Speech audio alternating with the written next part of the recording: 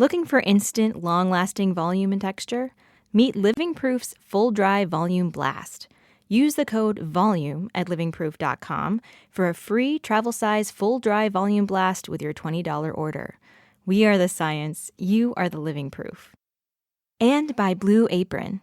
Blue Apron will deliver seasonal recipes with pre-measured ingredients to make delicious home-cooked meals for less than $10 each. Get 3 meals free with free shipping at blueapron.com/modern. That's /modern. Blue Apron, a better way to cook.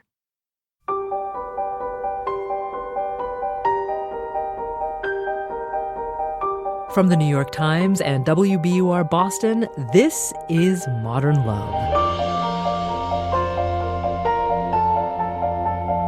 Stories of love, loss, and redemption. I'm your host, Meghna Chakrabarty.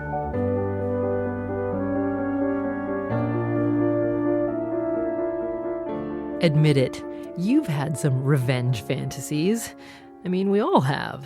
Maybe some are more dramatic than others, but I think it's safe to say that most of those fantasies stay squarely rooted in our imaginations. But Christy Clancy's revenge fantasy crossed into reality in her own spin class. Here's actor and singer Kristin Chenoweth reading Christy's essay, Revenge of the Friend. They kissed. Nobody kisses in spin class. A room full of sweaty people panting atop steel bikes with 30-pound flywheels is no place for romance, and certainly no place for my friend's ex-husband to show up with his girlfriend, the woman he left her for.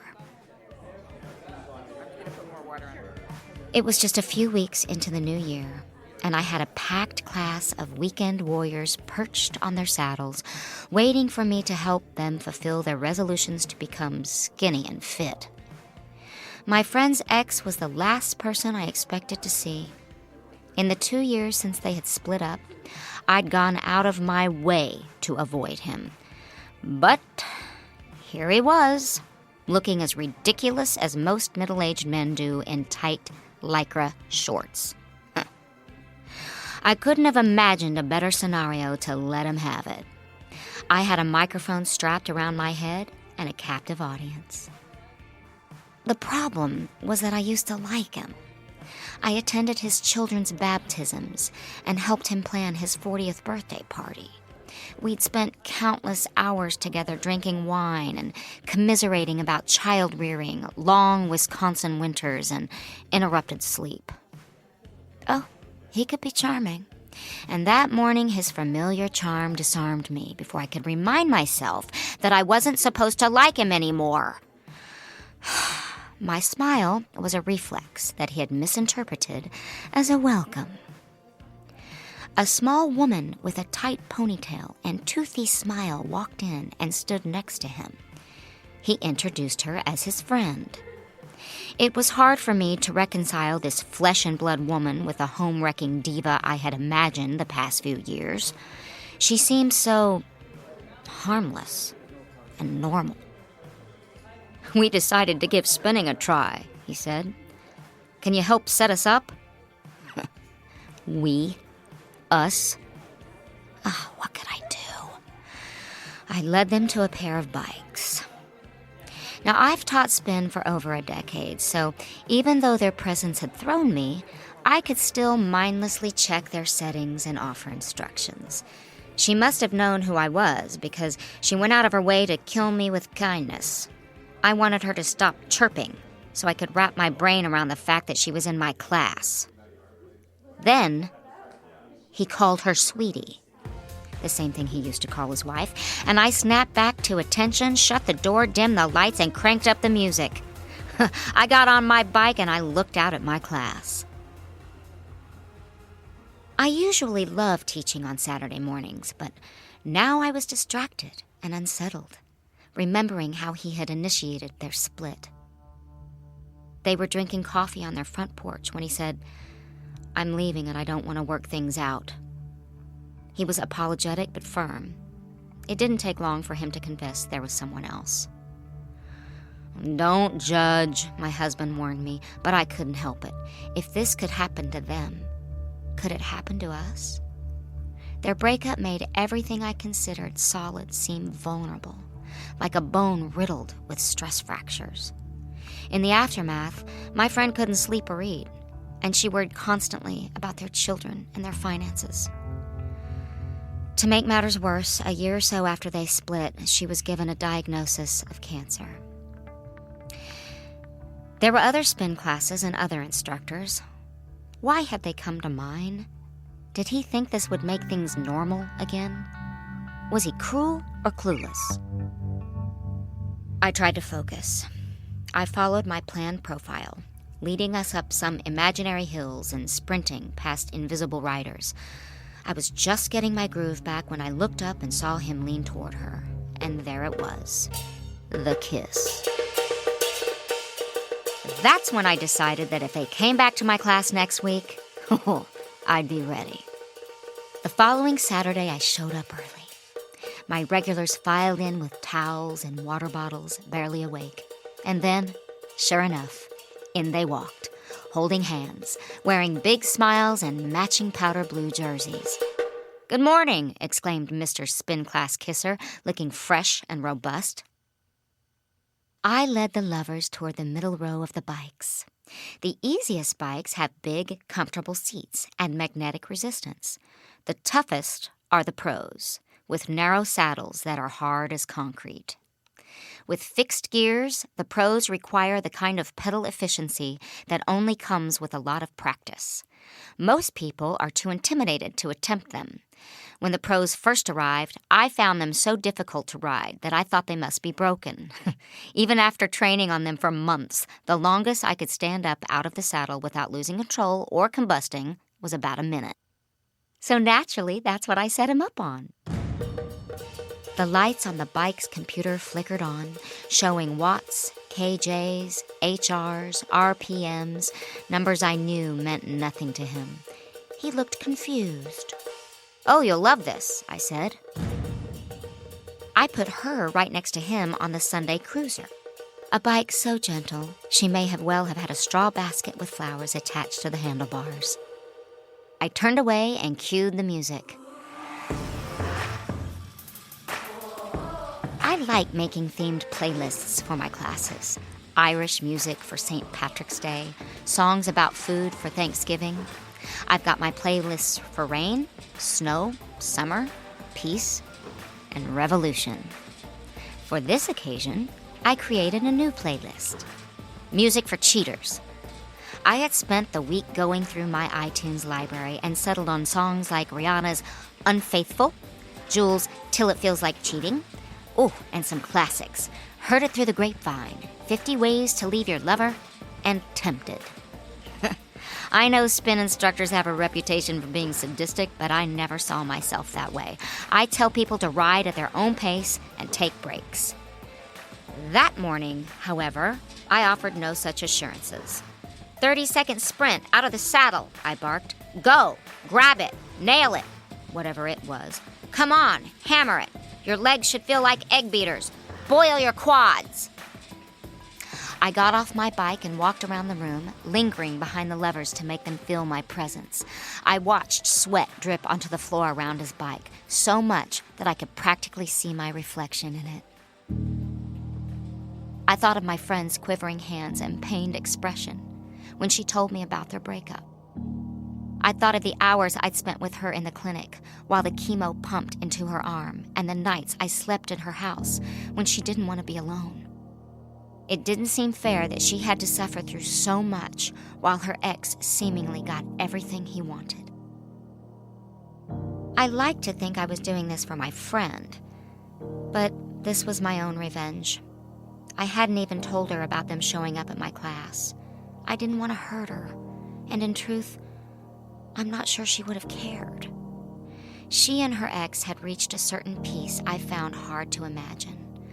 I wouldn't go so far as to say they were friends, but they got along well enough.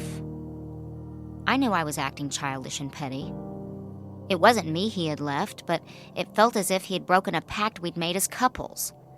After 2 years of biting my tongue, this felt necessary, cathartic. I got back on my bike and watched as he strained, his face red and hair drenched. Yet, he was managing. I almost couldn't believe it. It was hard for him, but not impossible. I don't think either of them paid any attention to the lyrics I'd so carefully selected. At the end of the class, I turned down the music and led some stretches. Okay. So I hadn't broken him. But I was still feeling pretty pleased with myself. Until he walked up with a towel around his neck and gave me a pat on the back with his large, damp hand. "I gotta tell you," he said, "that was the best workout I've had in a long time." "Oh, it was wonderful," she added. "We loved it." A few weeks later, I met my friend for a glass of wine. Her hair used to be straight, but it had grown back curly, and it looked nice that way. Her cancer had been caught early, and she had a good prognosis. I decided to tell her what I had done, or at least tried to do. As I sheepishly related the story of my clever, if unnoticed, playlist and punishing but welcomed routine, she listened with an expression that seemed to be a mixture of curiosity and horror. When I stopped talking, she didn't say anything at first. I worried that I had hurt her, or that she disapproved. Then I saw a small smile tug at the side of her mouth. "You're a good friend," she said.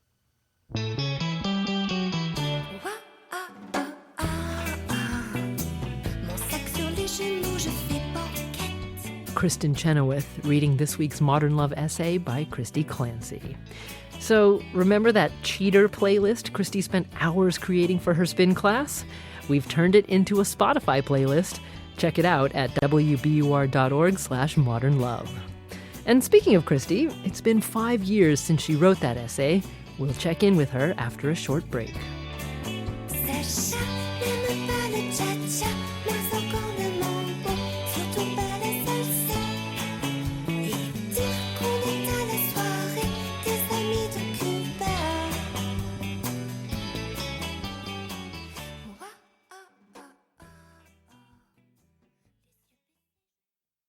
Living Proof delivers bigger hair that lasts. Product tester Jamie explains what Full Dry Volume Blast does for her. What they tested a lot on my hair was kind of the next day results. So they were looking for how long did this volume really stay? Once you applied it, did it fall flat in a few hours? And it really doesn't. In fact, in my hair, I think it looks better 24 hours after. The hair held amazingly well and it was ready to go. It looked incredible. Use the code VOLUME at livingproof.com for a free travel-size full-dry volume blast with your $20 order. We're back. It's Modern Love, the podcast. I'm Meghna Chakrabarty. And now a postscript from the editor of Modern Love for the New York Times, Daniel Jones, and the author of this week's essay, Kristy Clancy. I knew a lot of people read Modern Love, but I didn't know that so many people would. And of course, Milwaukee is a small town, especially the part of Milwaukee where I lived. And I think people like to read about other people making asses of themselves. You don't want to read about someone who's perfect. But at the same time, when it's you who made an ass of yourself, it's a little different when you just put that out there for millions of people to see. I get a lot of essays that are about revenge fantasies. This was really a different angle. This is more like an observer revenge fantasy. I loved how it may be a serious subject, but this essay made me laugh, and it made readers laugh, and it seemed ultimately kind of harmless. I sort of worried, oh my God, what if you do this to him and he has a heart attack? And how are you going to feel then? But he seemed to keep up on the really challenging bike just fine, loved the class, and in the end, everybody seemed happy. When word of the essay hit the street, Kristy was excited, but also concerned. She was afraid she had pushed into dangerous territory, exposing too much personal information about her friend. But she did get her friend's permission before the essay was published, and worked hard to make the couple as anonymous as possible. Turns out, though, she didn't need to worry. everybody had a theory on who I was writing about. And then it made me think that there was so much going on in my spin class that I had no idea. There was a lot of speculation about different couples and different people that were in the room. And one day I walked outside of the classroom and I ran into one of the people who spins with me all the time. And she said, "Thank you so much for writing about my husband." And I didn't even know her husband was in my spin class, and I thought that was really funny that she thought that whole essay was about her and that I wouldn't have said anything to her about it. I think a lot of women felt like it was good that they knew someone was out there who would have their back. And so I got all these emails from people, and they'd say, "Can I send my ex-husband to your class?" So I could play music and torture them. So did Kristy ever hear from Mr. Spin Class Kisser himself? So the first thing that happened was I got a text from him one day that said, "We will not be in your spin class on Saturday." And my stomach just dropped. And I did feel badly that he was upset about it. I guess looking back, I'm surprised at how upset I was when I found out that they were splitting up. But it's an emotional thing to find out your friends are not going to be part of the unit that you were used to them being. We would always do stuff together, and I guess I thought we'd raise our kids and all grow old together, and it would, there would be some sort of constant relationship there. I know I sound like I'm really angry and I'm seeking revenge, but I think deep down I was just sad. Well, you get the sense that this is really a catharsis for Kristy. Sometimes friends suffer as much as or more than the people going through the divorce. And if there's a relationship that breaks up that felt a lot like your relationship, suddenly you just feel like you're on weak ground yourself. Even if nothing's changed, you just think, if it happened to them, it can happen to us, almost like a communicable disease that's spreading. Now, all these years later, everything's worked out pretty well. She's healthy. I think he's happy. I have, I'd say, pretty decent relationships with both of them now. And I guess you just want your friends to be happy when it comes down to it.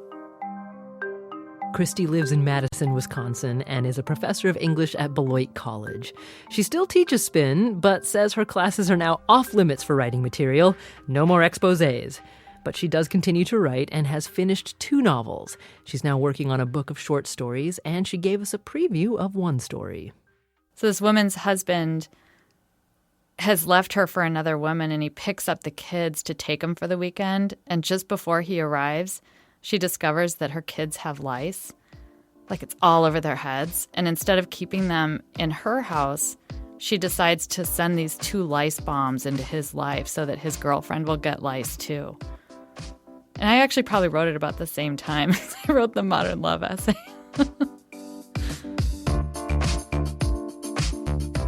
That was Kristy Clancy, author of Revenge of the Friend. You also heard from Dan Jones, editor of Modern Love for the New York Times.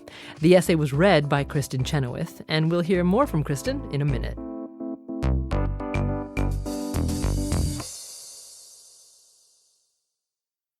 Not all ingredients are created equal. Blue Apron sources fresh, high-quality ingredients and sends them right to your home in pre-measured packages. You get easy-to-follow recipes, so you can have a meal ready in 40 minutes or less. There's no weekly commitment, so you only get deliveries when you want. Check out this week's menu and get 3 meals free with free shipping by going to blueapron.com/modern. New recipes are created each week. That's blueapron.com/modern. Blue Apron, a better way to cook. As you may know, Modern Love, the podcast, is a joint production of WBUR, Boston's NPR station, and the New York Times. Our colleagues at the Times have launched a new culture podcast called Still Processing. And in a few minutes, I'll chat with the co-hosts to give you a taste of what's to come. But remember how I said we'd hear more from Kristin Chenoweth? He's a fool, and don't I know it? But a fool can have his charms. I'm in love, and don't I show it like a babe in arms. This is Bewitched, Bothered, and Bewildered from Kristin Chenoweth's new album, The Art of Elegance. It's her first album of American standards and will be released on September 23rd. And while she was in front of our mic, we had to ask Kristin why she chose to read this week's essay. We all have moments where we dream that we get our revenge. And we all have probably peppered in a little revenge throughout our life. And sometimes it feels good in the moment. At the end of the day, though, I notice that when I see even someone else getting their revenge, it doesn't always make me feel as good as I think. It is nice to know, though, that when two women have each other's backs, they've got each other's backs. And at the very end of this piece, you know, the horror that her friend has when she hears what she's done then turns into a smile. I don't know. For me, it just kind of made me think, that's true love right there. Thanks again to Kristin Chenoweth, and thanks to Concord Music for allowing us to play a bit of her album for you. Kristin's busy these days. On November 2nd, she returns to Broadway for a limited run of My Love Letter to Broadway, her solo show featuring musical theater favorites and songs from The Art of Elegance.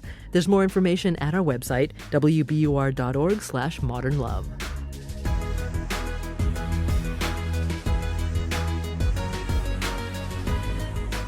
Modern Love is a production of The New York Times and WBUR, Boston's NPR station.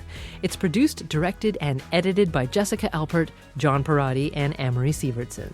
The idea for the Modern Love podcast was conceived by Lisa Tobin. Our casting consultant is Amy Lippens, CSA. Iris Adler is our executive producer. Daniel Jones is the editor of Modern Love for The New York Times and advisor to the show. Music for the podcast, courtesy of APM. I'm Meghna Chakrabarti. Stay with me, though. There's more in just a second.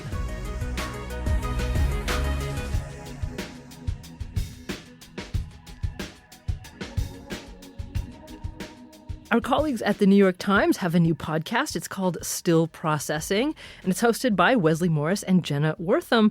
And they're actually joining us now. Hi, Wesley and Jenna. Hi. Okay, so this is really exciting. Still Processing. Explain the name. What does it mean? The way we've been approaching it is sort of looking at all the things that we're still, mulling over, and the things that we're still chewing on, and the things that we're still texting about, and the links that we're sending back and forth. And we're kind of bringing that to the podcast. We're going to sit in the studio and talk about stuff. We're going to go out in the world and talk about stuff. But yeah, we're going to just talk about life and popular culture. And our things that are feelings. relevant, and things that we're obsessed with, things that the world's obsessed with. Things the world should be obsessed with.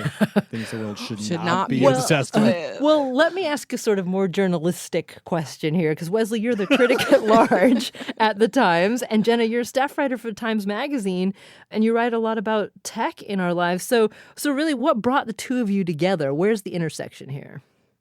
Well, we talk to each other.